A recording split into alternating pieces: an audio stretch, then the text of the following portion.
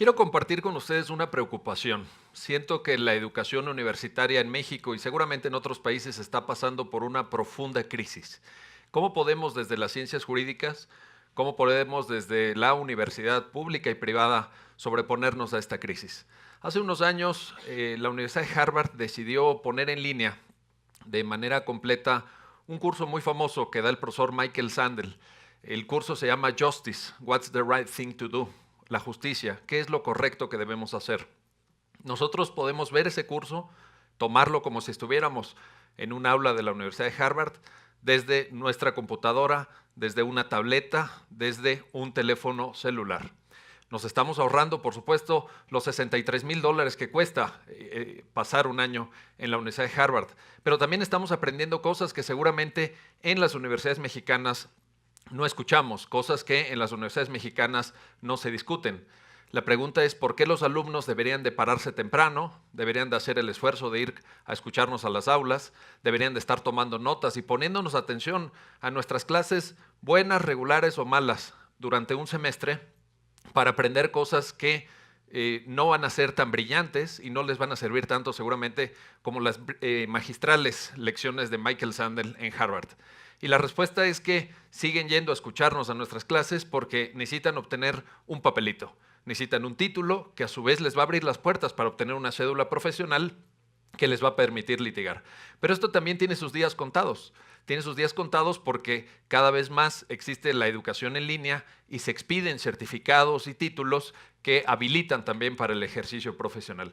De tal suerte que estamos inmersos en una gran crisis. Tenemos que competir contra todo el material digital que está en Internet de manera gratuita y que los alumnos pueden ver en cualquier momento. Y tenemos que competir también con una serie de desafíos de los cuales la universidad no se está haciendo cargo. Desafíos externos a la propia universidad. Por ejemplo, en Estados Unidos la matrícula en las escuelas y facultades de Derecho les ha bajado un 30% en los últimos años. Es una tendencia que todavía en México no se nota. Nuestras escuelas y facultades de Derecho siguen estando llenas. La de Derecho es la tercera carrera con una mayor matrícula en todo el país. La primera es Contaduría, la segunda es Administración. Pero esta tendencia que ya se presentó en Estados Unidos nos va a alcanzar algún día. Y vamos a tener asientos vacíos en las escuelas y facultades de Derecho. ¿Cómo hacer para seguir ofertando una educación que sirva, una educación atractiva para los alumnos? Esa es la preocupación que creo que debería de generar un profundo estudio, un análisis muy detenido, porque en ello se juega el presente y el futuro de los alumnos, de los maestros y desde luego de las propias instituciones educativas. ¿Qué debemos enseñar en las escuelas? ¿Qué es aquello que requieren nuestros estudiantes? Yo creo que si lo pudiéramos resumir en una sola fórmula, les diría: lo que tenemos que enseñar en las escuelas y facultades de Derecho es a pensar como un abogado. A pensar como un abogado. ¿Qué significa esto? ¿Qué cosa en concreto tenemos que buscar para el desarrollo de nuestros alumnos? En primer lugar, enseñarles que hoy el derecho genera una complejidad enorme de fuentes del derecho. No tenemos que voltear a ver nada más nuestros códigos, nuestras leyes, nuestros reglamentos. Tenemos que voltear a ver los tratados internacionales. Tenemos que voltear a ver la jurisprudencia de tribunales que están allende nuestras fronteras. Tenemos que advertir también sobre la proliferación de fuentes de derecho administrativo, como las normas oficiales mexicanas, que son muy abundantes en ciertas materias. Entonces, la primera tarea es la complejidad de las fuentes. La segunda tiene que ver con las capacidades interpretativas. ¿Qué hacemos los abogados en la práctica? Interpretamos normas jurídicas. Y esta capacidad interpretativa no siempre está presente en los egresados de las escuelas y facultades de Derecho. Hay, aunque suene paradójico, alumnos que ya tienen su título, que ya tienen su cédula y que sin embargo no saben interpretar correctamente una norma jurídica. Esa es una tarea que tenemos que hacer con nuestros alumnos en la carrera. También tenemos que enseñarles a resolver casos concretos. Me acuerdo muy bien que mis maestros en la Facultad de Derecho de la UNAM nos hacían memorizar artículos y nos hacían memorizar conceptos. Y luego nos preguntaban esos artículos y esos conceptos en el examen. Y si los poníamos en su literalidad, nos ponían 10. Y si nos fallaba un punto y coma y entonces poníamos una coma nada más, nos bajaban un punto. ¿Cuál es la utilidad de esa memorización en la práctica? ¿Ustedes han sabido de algún cliente que llegue al despacho de un abogado y le pregunte, licenciado, el concepto de enfiteusis? ¿O cuál es la diferencia entre la sociedad en comandita simple y la sociedad en comandita por acciones? Tema al que le dedicamos semanas y semanas en la carrera. Nunca lo he visto en la práctica. No hay clientes que nos pidan que les demos conceptos, que demostremos lo mucho que memorizamos en la carrera. ¿Qué sí nos piden? Resolver casos concretos. Eso es lo que el cliente llega con un problema. Oiga, fíjese que alquilé mi departamento y el inquilino no me paga. Fíjese que pues me casé muy ilusionado, pero resulta que ya no me llevo tan bien y quisiera un divorcio en los mejores términos. Fíjese que me acaban de despedir de mi trabajo y tenemos que resolver esos casos. ¿Dónde tenemos que aprender a hacerlo? En la carrera. Tenemos que enseñarles a nuestros alumnos a resolver casos concretos. Y también necesitamos enseñarles a argumentar. Junto con la interpretación, la argumentación es la cualidad más importante que puede tener un abogado, porque de esa manera, con una buena interpretación y tomando los hechos de casos concretos, podemos construir argumentos que verdaderamente se pongan al servicio de la solución de los problemas de las personas. ¿Qué se requiere para ello? ¿Cuáles son las precondiciones para que nosotros podamos lograr esta enseñanza del derecho que consiste en esta fórmula que acabo de enunciar con ustedes, pensar como un abogado? Yo creo que lo primero que tenemos que hacer es desarrollar en nuestros alumnos habilidades comunicativas. Fíjense en las audiencias orales. Ya tenemos oralidad en un buen número de materias. Tenemos oralidad mercantil, tenemos oralidad penal, por supuesto, todos lo saben. Tenemos oralidad en materia familiar, tenemos oralidad en materia laboral. Tenemos una incipiente oralidad en el procedimiento administrativo también. Y vean cómo se comunican los abogados en las audiencias. Vean qué capacidad tienen de transmitir ideas. Yo veo ahí un déficit muy importante. Un déficit que también tenemos que paliar en la educación jurídica. Tenemos que enseñarles a nuestros alumnos a comunicarse de manera más efectiva. Tenemos que enseñarles también a buscar información. Hoy en día es muy complicado encontrar la respuesta correcta a los problemas que nos plantean nuestros clientes. No es sencillo orientarse en ese océano de normas jurídicas que se va enriqueciendo además semana a semana, y lo digo literal, semana a semana, porque todos los viernes nos publican nuevas tesis de jurisprudencia en el Semanario Judicial de la Federación. Así que hay una verdadera maraña normativa en la cual nuestros alumnos tienen que saber orientarse para poder encontrar la norma aplicable al caso concreto. Necesitamos también, por supuesto, desarrollar la capacidad en los alumnos de formular buenas preguntas, porque el principio de solución de un problema, de todo problema, jurídico o no jurídico, es hacerse las preguntas adecuadas. Cuando tú te haces las preguntas adecuadas sobre un problema, ya estás caminando en la dirección correcta para poder resolverlo. Pero el modelo de enseñanza tradicional del derecho no le permite a los alumnos hacer preguntas. ¿Por qué? Porque el alumno está para escuchar al maestro en el aula, simplemente, o para tomar nota con la mayor literalidad, como ya expuse. Así que tenemos que enseñar esta capacidad de cuestionar, esta capacidad de formular preguntas, esta capacidad de interrogarse por los alcances de los problemas jurídicos más importantes.